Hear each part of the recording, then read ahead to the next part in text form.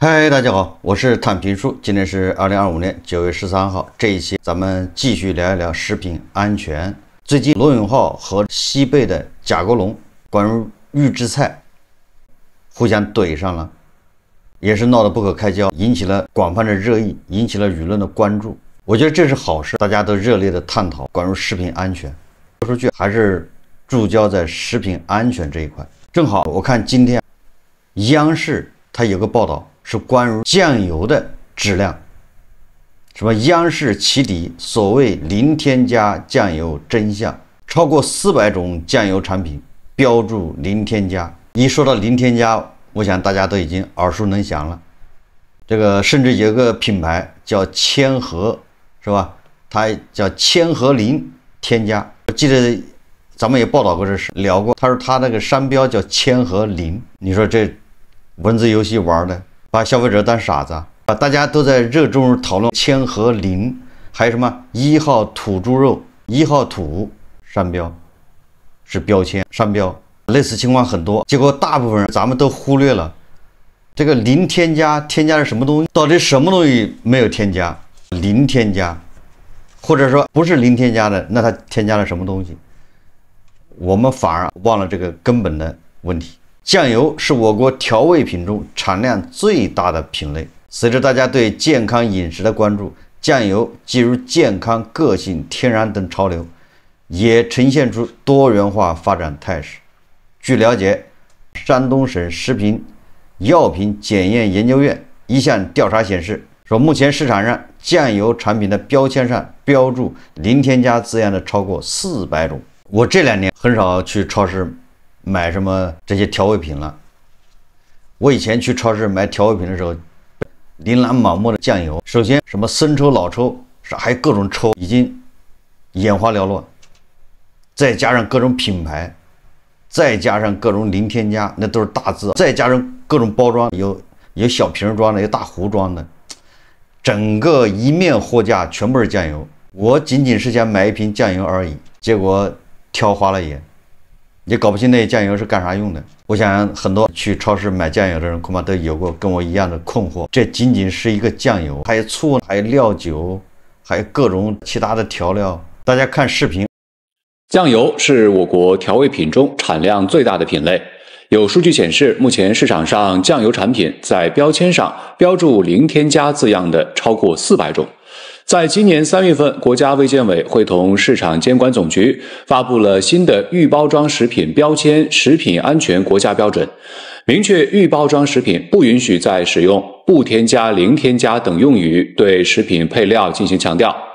新国标将于2027年3月16号正式实施，给企业设置了2年过渡期。那么这些零添加到底是什么都没添加，还是没有添加特定物质？目前酱油产品整体的质量如何？酱油标签应该怎么标呢？一起来了解。记者近日专门前往山东省食品药品检验研究院了解情况。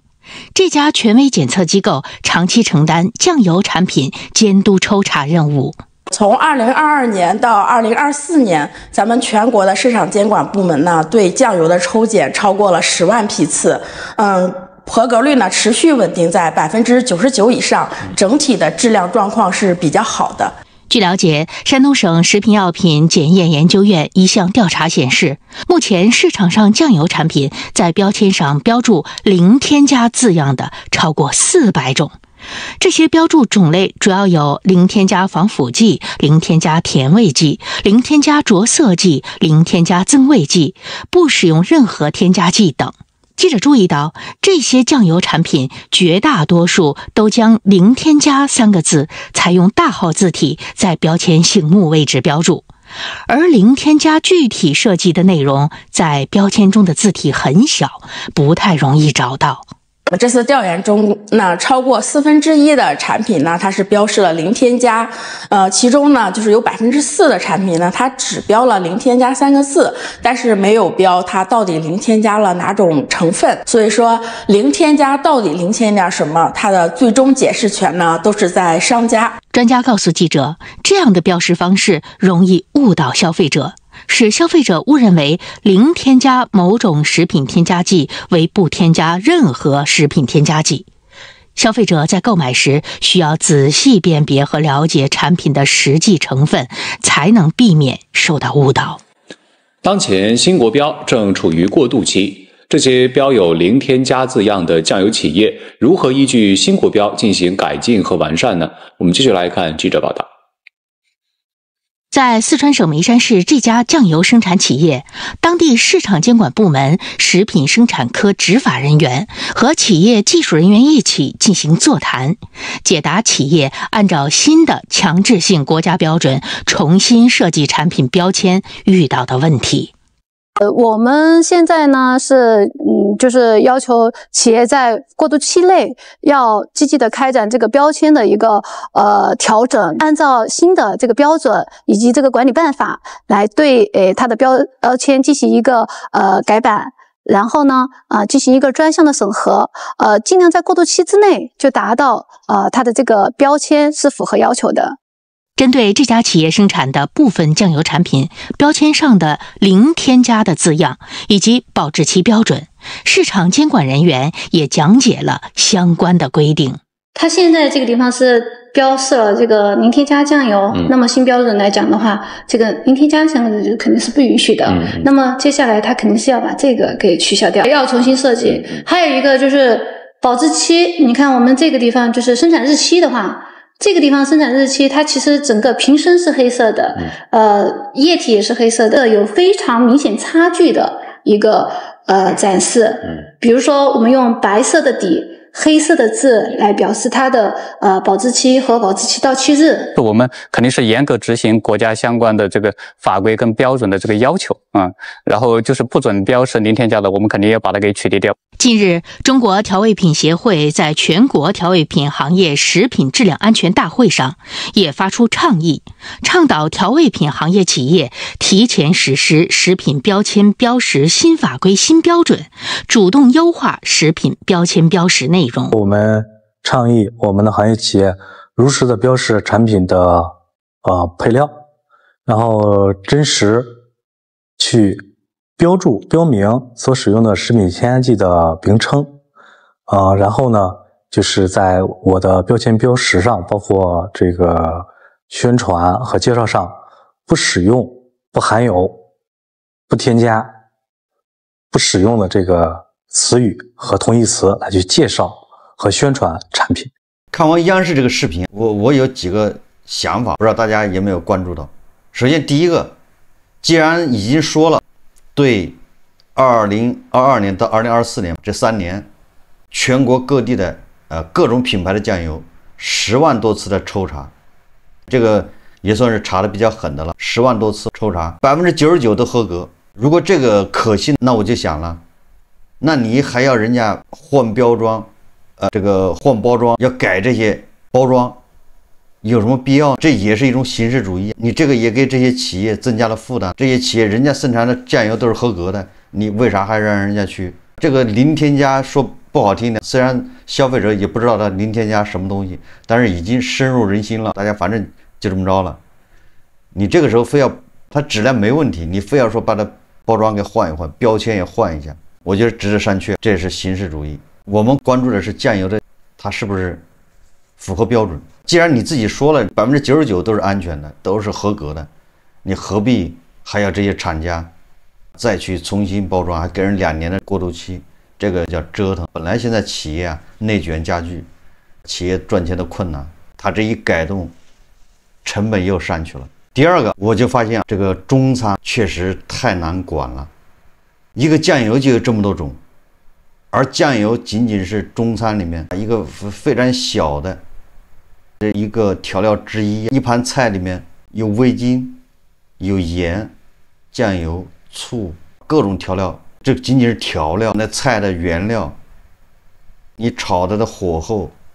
等等，对吧？如果你要这么想，你就发现中餐真的是很难管了。我们从这个菜的原料说起，比如说你做一只鸡，老乡鸡，我记得那个老乡鸡出过事，他说自己那个鸡是走地鸡，结果有很多人就揭发他说他们老乡鸡的鸡根本就不是走地鸡，从小就一直在笼子里养，最后要去送到厨房的时候，要去送到中央厨房处理的时候，才给它放出来，在院子里面走一圈，放1天活动。大家还有印象吗？你自己宣传的是走地鸡，结果你这个鸡不是走地鸡，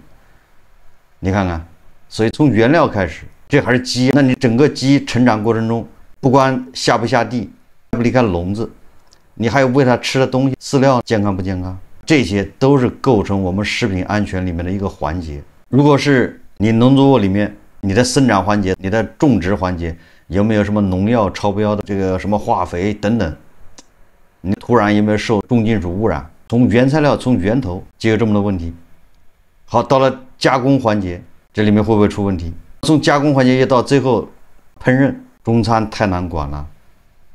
我们中餐有8大菜系，这还算是少的。不要说8大菜系了，就每个小餐馆啊，每个知名的馆子，咱们中餐馆靠什么来区分？当然价格是一方面，更多的你看他那个馆子味道不一样，有一道拿手菜，他做的辣子鸡好吃，实际上辣子鸡做法都差不多，但为什么有人做的辣子鸡就是跟别人不一样？这就是中餐馆与众不同的地方，他火候跟别人不一样，他放调料的时机跟别人不一样，或者他对那个鸡的处理、腌制时间长短等等，反正他有个环节不太一样，那就造成口味就不一样。就有人说他们家的鸡好吃，是吧？就很多人就愿意奔着他们家去吃他那个鸡，这就是中餐馆。所以说中餐馆就不太容易搞连锁，你换个厨师好像就不行了，味道都不太一样。中餐馆要想搞连锁，它只能搞那种标准化，也就是所谓的预制菜那样的，不能依赖于颠勺的厨师的手艺。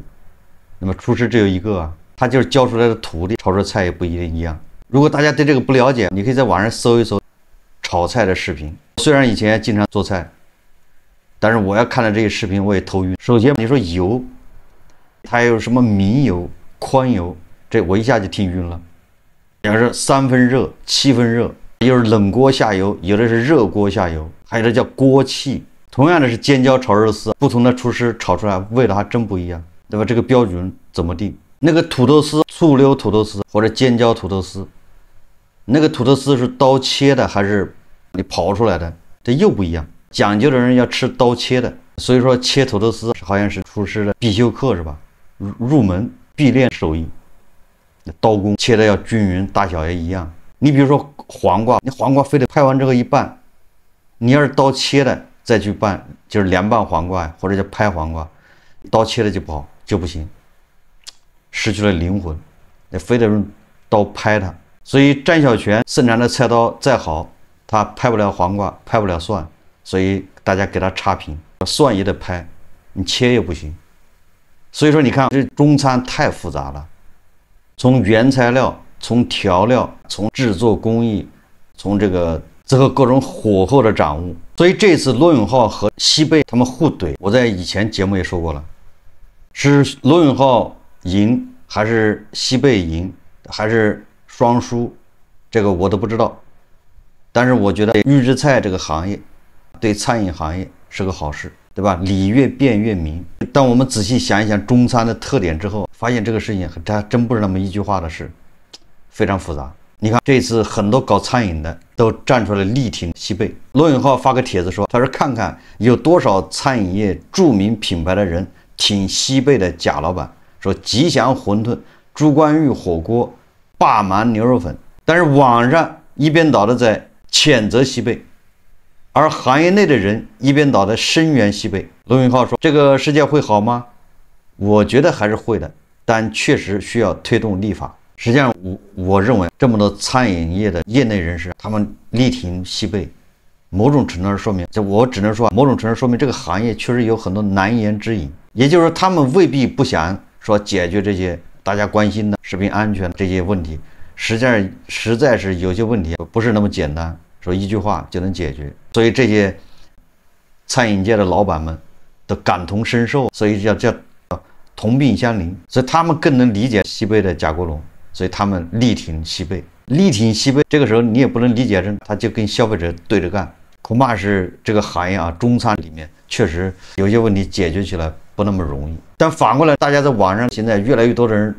说西贝，那这个是消费者可搞不清楚你国家标准。3月份国家6部委的预制菜是有个标准的，什么叫预制菜？但那玩意儿消费者根本就整不明白。我就是消费者，我对预制菜的观念我没法去理解，去跟国家6部委关于预制菜的标准对应上。我想，大部分消费者都一样。我们恐怕还停留在什么？你在我单面给我炒，你切个土豆丝，切上辣椒，你单面炒好，那就不是预制菜。你把个东西从袋子里一捡，掏出来，完了锅里热一下，撒点葱花端上来，那我们肯定认为这就是预制菜。但是他按照国家标准，他那还不是预制菜。你说消费者都晕了。这个12号，由西贝的贾老板跟罗永浩发生口舌之战之后，贾老板就宣布后厨向大家开放，可以去参观。结果这一下出事了，全国各地还有很多媒体真跑到西贝后厨去参观去了，有的跑去直播，有的跑去拍视频。这就是餐饮业老板的天真的地方，他以为我这个后厨的管理的这么好，我们可是问心无愧，绝对没有预制菜。结果消费者，你想那眼睛多尖，这些媒体去了一下就发现好多问题。你比如说什么西贝有专门给小孩吃的餐是吧？儿童餐，有人就发现了那个儿童餐里面的西兰花保质期居然是24个月，什么意思啊？就意味着有的小孩吃的西兰花，恐怕那个西兰花年龄比小孩还大，这你受得了吗？又有人发现，在西贝厨房里面发现了转基因大豆油，一般用非转基因大豆油，结果在他厨房里发现了叫什么？在西贝广州某分店，还是新浪财经的记者发现了一款油为元宝牌转基因大豆油，这一下又炸锅了。结果广州西贝分店厨师长出来解释说，这个转基因大豆油是我们员工自己吃的。你说这个解释是不是苍白无力？这不是开玩笑吗？还有这个罗永浩指出，西贝一个什么馒头居然卖21，这天价馒头，馒头就是主食，说比北京很多米其林餐厅卖的那些包子啊或者是什么花卷都要贵。还有人发现西贝后厨的员工拿漏勺去掏下水道，等等，所以一下就本来西贝的老板想把后厨一开放，我本将心向明月，我经得起大家检查，欢迎大家参观，结果一下问题越来越多，实在招架不了了。下午1点，西贝在内部平台发布通知，暂停门店后厨的参观，招架不了了，越参观问题越多。而且这2天因为跟罗永浩关于预制菜争端，据说西贝在各地的客流量就大幅度下降。本来周末啊，有的地方西贝晚上还是要排队的，因为周末用餐人比较多，结果说很多门店人根本就坐不满，稀稀拉拉的。这个贾国龙自己说，好像一天影响营业额300万。胡一静老师他今天又发了个评论，他也评论了预制菜的事。他今天又发一个，他今天说的我觉得还比较中肯，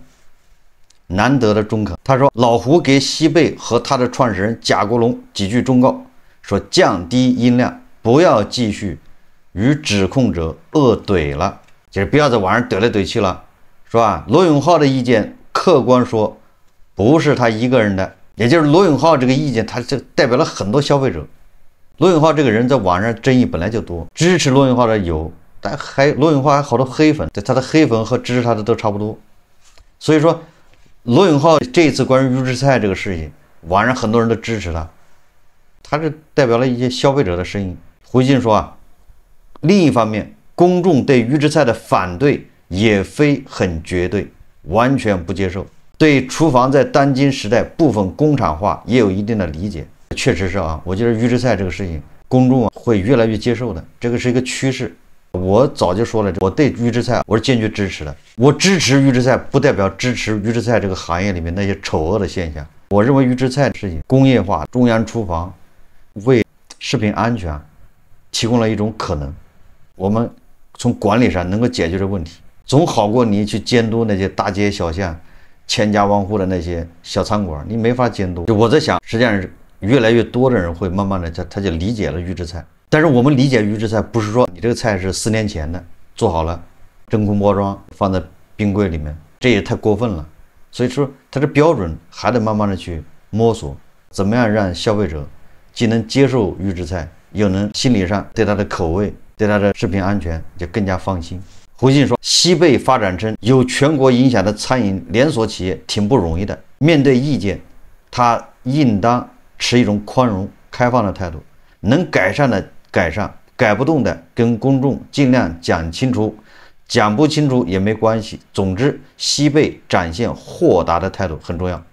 我在第一次评论的时候我就说了，它跟网红超市不一样，这一点我觉得我是认可的。你不能因为罗永浩他也是个直播带货的，你不能因为罗永浩指责你说你吃的东西有问题，预制菜，或者你非要把人家送进去，完了你这我把西贝的连锁店都关了，我不开了，学网红超市那一套，那就显得心里有鬼。我觉得正常讨论，大家不是你死我活，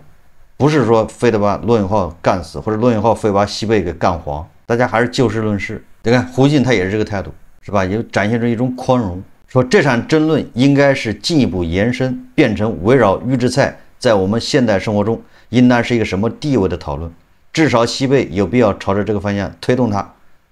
而不是他们自己拽着争论定格在西贝做的对不对，受到罗永浩的指控冤不冤问题上，说西贝当下的操作持续将自己的置于风口浪尖上，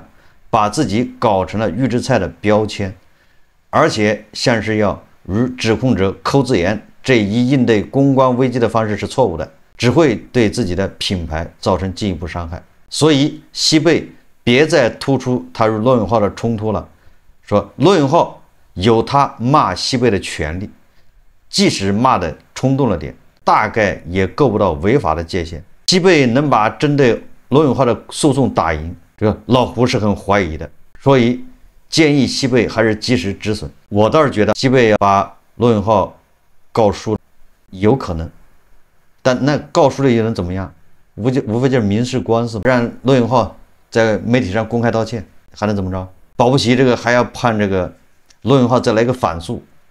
那你西贝说不定还给罗永浩道歉。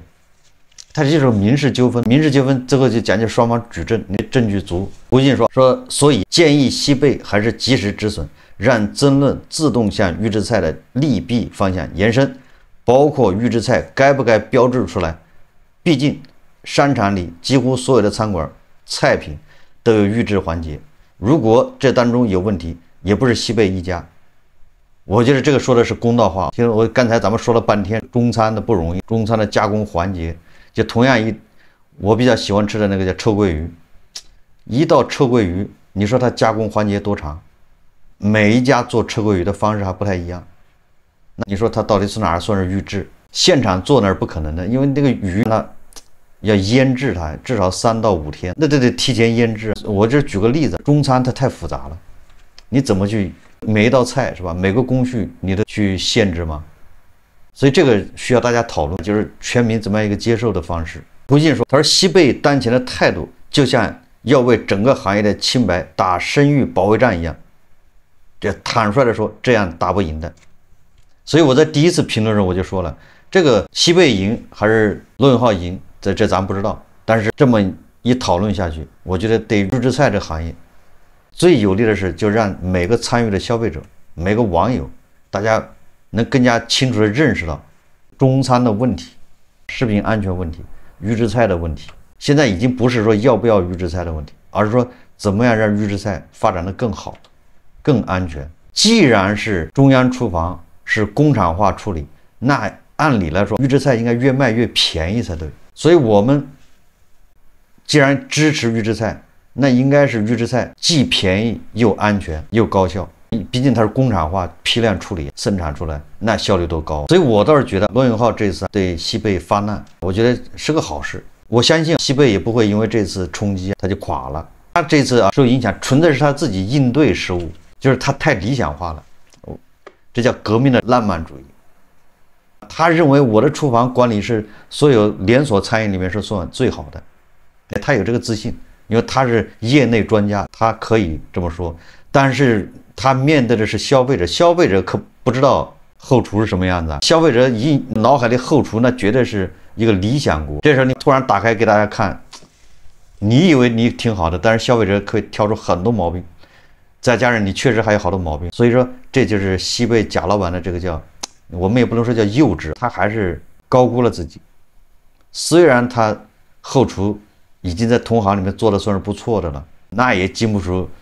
这么多双眼睛去挑，众口还难挑，把你放在阳光下让大家来挑毛病，你说你再完美无瑕也得被别人挑出毛病出来，何况你还没做好这种准备。或许有一天，西贝的后厨、中央厨房真的能够接受消费者的检验，那我觉得这个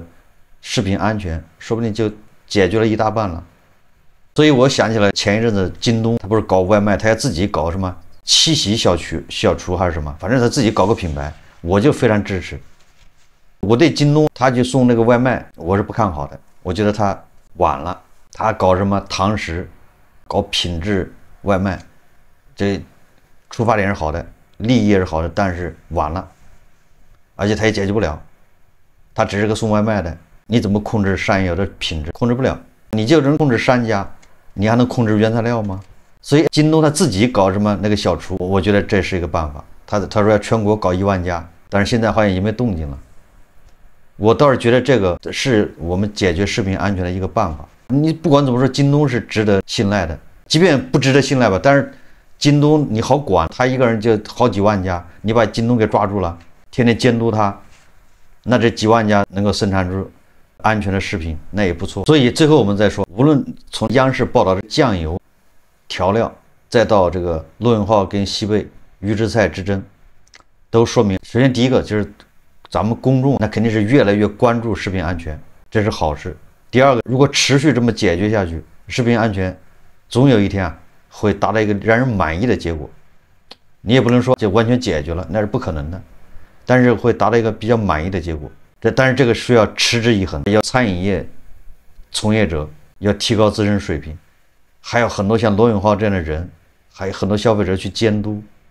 不停地给他挑刺儿，还有主管部门要有所作为，及时的出台一些法律法规，来对这个行业规范，让这个从业者有章可循，否则只会出现劣币逐良币。有很多人想用心的去做餐饮，也想提供安全的餐饮给大家，他也只不过赚点钱糊口而已。结果市场不容许，环境不容许，劣币要把良币逐出市场，这就是很悲哀的一件事。所以怎么样给它扭转过来，需要各方努力啊。所以从这个角度来说，我觉得罗永浩和西贝之间的这种争论，关于预制菜的争论是非常有意义的。他们之间的结果不重要，重要的是消费者现在又明白了什么叫预制菜。好，这期节目我们就聊到这里，感谢大家收看。如果喜欢我的节目，欢迎订阅转发，也可以在下方留言评论，谢谢大家。